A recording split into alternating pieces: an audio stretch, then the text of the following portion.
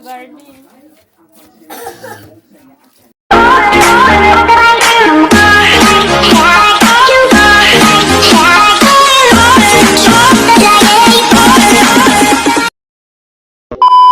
Hi guys! So for today's video din amo naluhalo nga tag G's kay mapasok kasi yan di ba kay kuan Biyernes Santo nagpalit kami halo-halo.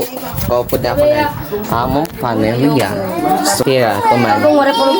Sa garden. Di ba? Napulo kabugusan namon gimpalit na halo-halo kay tag G's man la kanan 100 dihap di ba? Yan na titilawan ta dira kita magbibinuwa-buwa talaga titilawan naton talaga kung ano trasa ini nga halo-halo nga tag G's. Dere kita magbibinuwa-buwa ha titilawan ta ini kung ano trasa tag G's na halo-halo. Kaya para nadira ako maging plastic ka Facebook balita kay tinuudlat ako.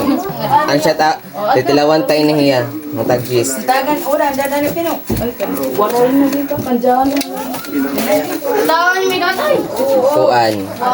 Ayaw kita maging plastic sa Facebook. Dapat kung ano trasa ini, ang siya talaga trasa. Ano ha? Halo-halo unta ni kay parang aniya laman. Pinakauna namin. Iya laman didi.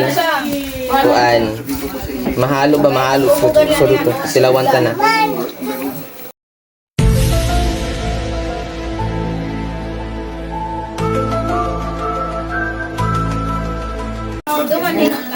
Halo-halo naman gihap.